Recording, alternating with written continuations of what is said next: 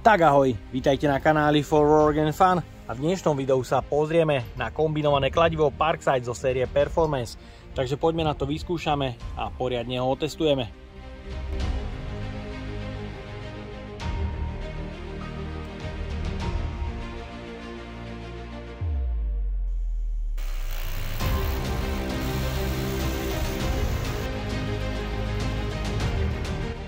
Novinky Parkside zo série Performance sa postupne začínajú objavovať aj na slovenskom e-shope. Ten český je zastrojený úžasne. Nájdete tam vrtačku so silou úžasných 150 Nm. No a ja mám na stole pripravené kombinované kladivo PKH-AP 20 Li vo verzii B2, kde ste v predchádzajúcich recenziách, ktoré nájdete hore v karte, mohli vidieť A1, ktorá hneď pri odbalení vyhorela. Takže poďme sa pozrieť na zmeny a inovácie vo verzii B2 stále s 5-ročnou zárukou v cene 80 €. Takže poďme na to, odbalíme si to.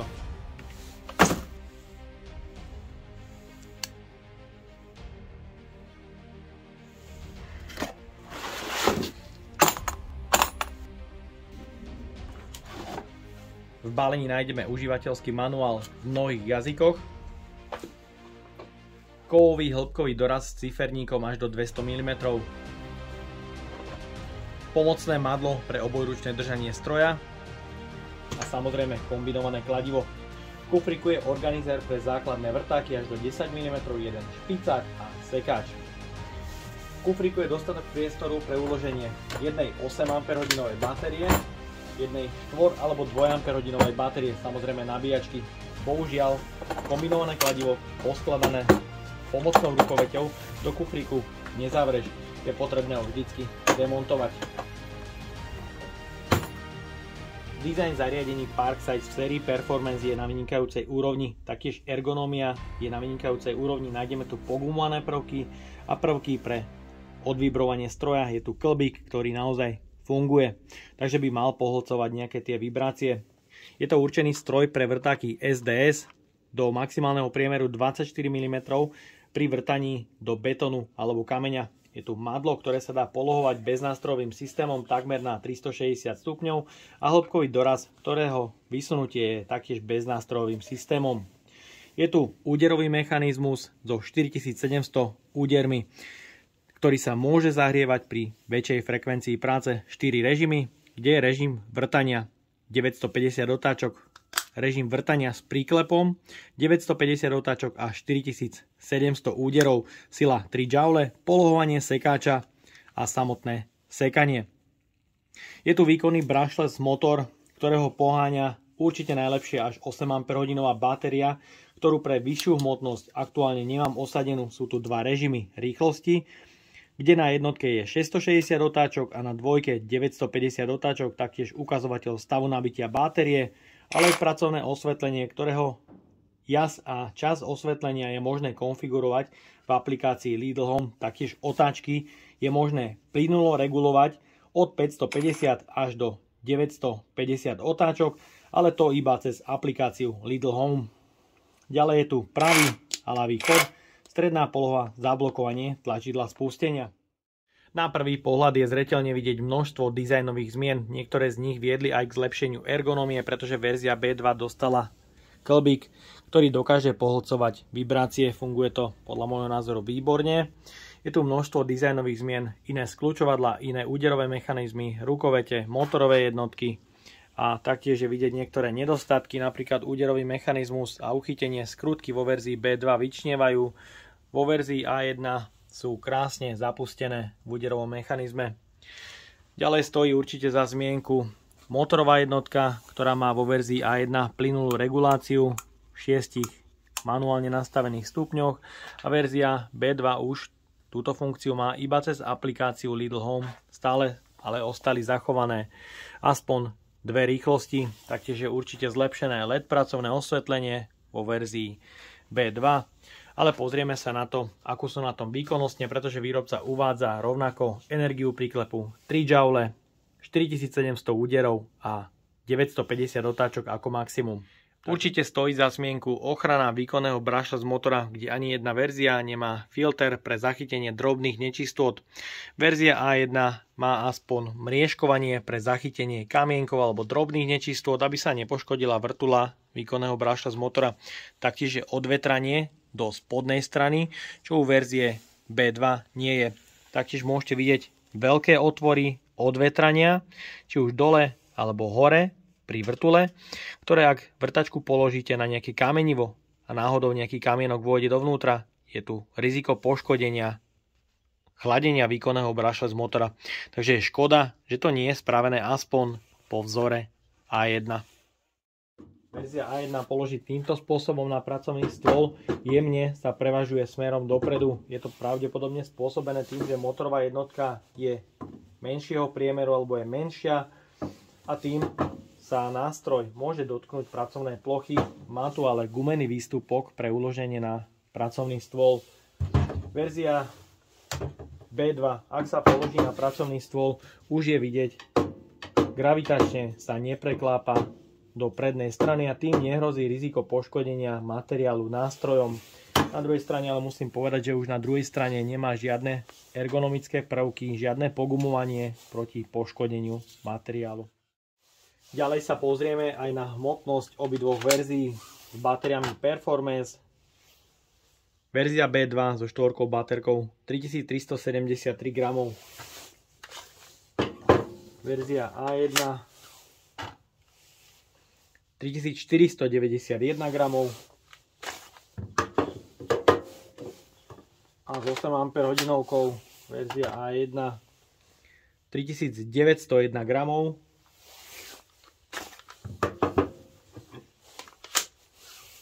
A verzia B2 3790 gramov, takže rozdiel 100 gramov hmotnosti tu je. LED pracovné osvetlenie vo verzii B2 má úzky rozptyl, trošku nižšiu intenzitu osvetlenia, ale nevytvára veľké tienie nad nástrojom.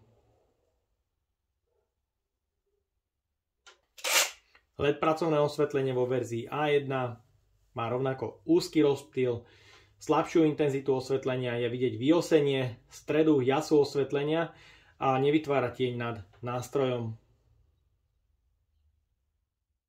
Ďalej sa pozrieme na hlučnosť a otáčky obidvoch verzií na režime bez úderového mechanizmu.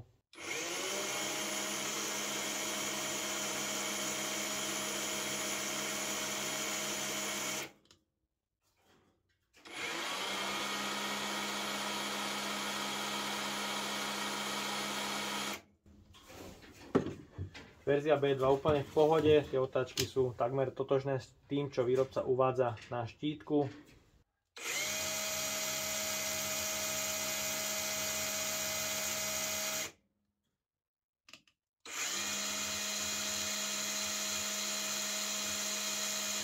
A vo verzii B2 otáčky sedia presne s tým, čo uvádza výrobca na štítku.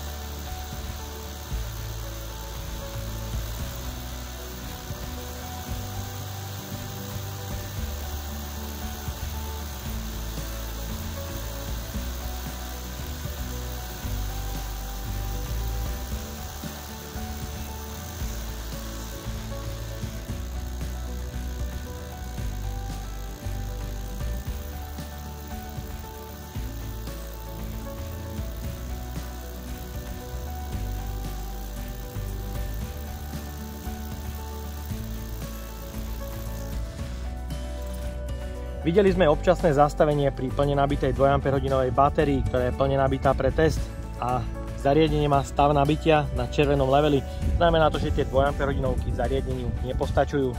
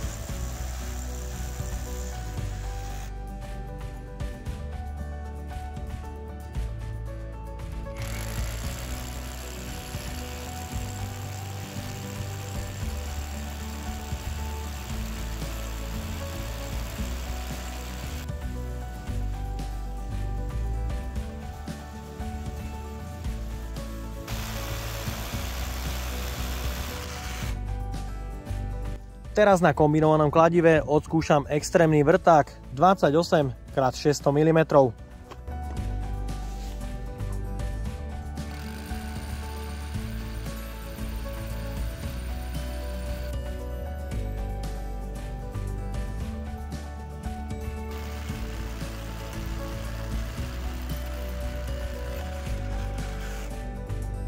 Extrémny otvor, kombinované kladivo zvládlo na takýto účel, ale nie je stavané a myslím, že celkom solidný výkon. Ďalej sa pozrieme na test efektivity jedného nabitia 8 Ah batérie, ktorá je plne nabitá pre test. Budem vrtať otvor 10x100 mm.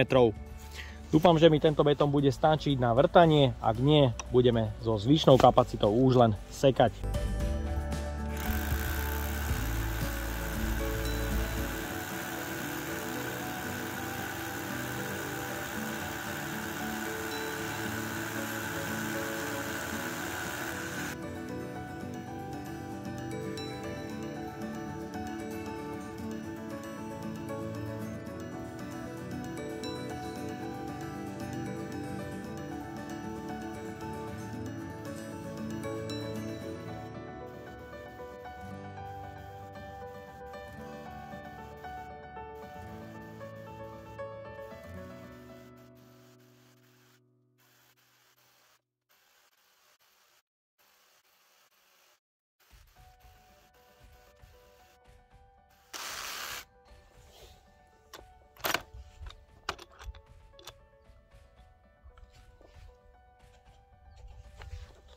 A je to konečná, viac to nevyvrtá.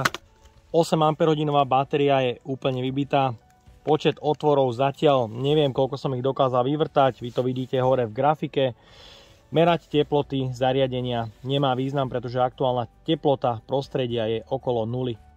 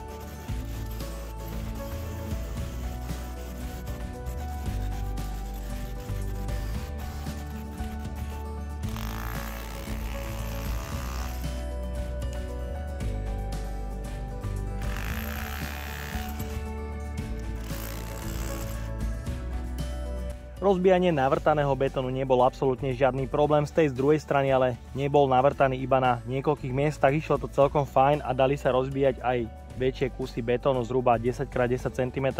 Samozrejme to trvalo, určite odporúčam na malé prerábky, malé rekonštrukcie kúpeľní, kde potrebujete osekávať dlaždice, je určite vhodná vrtačka. Taktiež som na začiatku nastavil adaptáciu na túto polohu a držalo ju až do konca. Taktiež je to menej náročné na energiu, vyžiadalo si to iba jeden článok z batérie.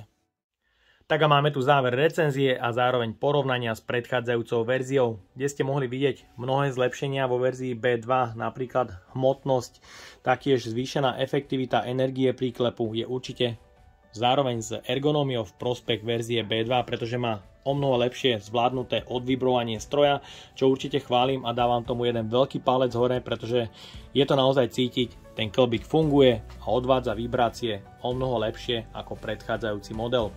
Mnohí z vás môžu kritizovať absenciu rýchleho nastavenia otáčok, ja túto funkciu pri kladivách absolútne nevyužívam a vždy idem na maximum. Takže kto by potreboval, tak tá regulácia tam stále je, ale už len cez aplikáciu, takže je to samozrejme o niečo pomalšie, ale kto chce, využije, kto nie, tak je tam stále tá možnosť. No a jediné, čo by som vypichol v verzii B2, že ten úderový mechanizmus je samozrejme zmenšený, takže sa v lete môže zahrievať o niečo viac. A taktiež, že vo verzii A1 je uchytený o mnoho elegantnejšie, tie skrutky sú krásne zapustené a verzia B2 to má prichytené len takto, nie moc pekne, ale samozrejme to tam drží a neprekáža, nie je to žiadna funkčná chyba. No a ja dúfam, že sa vám dnešné video a porovnanie verzií A1 versus B2 páčilo. Ak by ste ma aj vy chceli podporiť finančným príspevkom, dole do popisu vkladám link na PayPal Donate. No a odo mňa je to na dnes všetko. Ak sa ti toto video páčilo, daj like, potvrď odber a zvonček, aby ti už neušlo ďalšie video. Ahoj!